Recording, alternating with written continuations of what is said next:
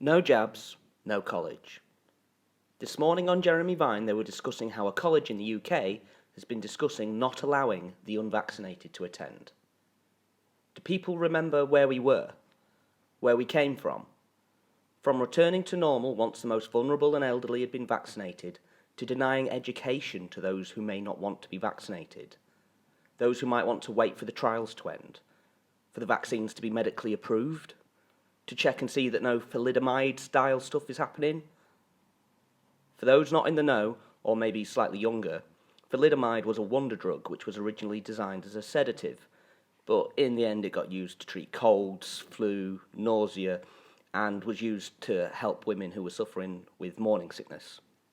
The effects on the unborn children were absolutely catastrophic. But no, get the jab or don't get educated.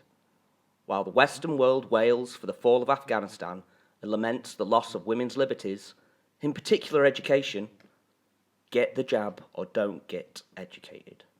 Poor Afghani women not getting educated. The doublethink is amazing.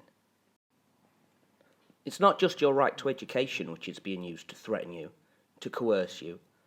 The Independent is running pieces suggesting no job, no entry, no NHS access. Once the elderly and vulnerable are vaccinated, we can return to normal. Children, get the jab, or no education, no job, no entry, no NHS. A US study which grouped people by their qualifications found that the most educated people were the most vaccine hesitant. I mean, okay, grouping people by their qualifications isn't perfect, but at least it's a measure. I think what is perhaps more interesting here is that your average type person is quite hesitant of vaccines. And as education level is increased, hesitancy decreases as people are trained to accept expert opinions and trust the science. Until we reach a certain level, the same level where people realise that science is a constant argument, a constantly revised set of systems and models, at which point hesitancy increases. Cool graph. Don't let the people who told you that we could control the virus with a 2-week lockdown, with a vaccine for the elderly that wouldn't be used on children, tell you that the science is settled. They haven't got a clue. Our data from the CDC today suggests, that vaccinated people do not carry the virus, don't get sick, and that it's not just in the clinical trials, but it's also in real-world data. Reports from our international colleagues, including Israel, suggest increased risk of severe disease amongst those vaccinated early. Given this body of evidence, we are concerned that the current strong protection against severe infection, hospitalization, and death could decrease in the months ahead, especially among those who are at higher risk or who were vaccinated earlier during the phases of our vaccination rollout.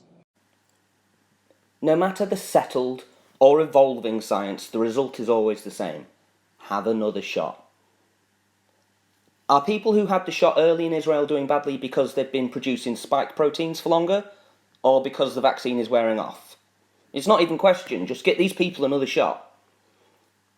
Sajid Javid, the Minister for Health in the UK, has been touting the rollout of the booster shot programme, even though he is still waiting for experts to confirm if the jab is needed, who should have it, time intervals, efficacy, small change issues. No need to worry about minor things like that. Don't worry about it. The programme will roll out in September. Everything woke turns to shit, okay?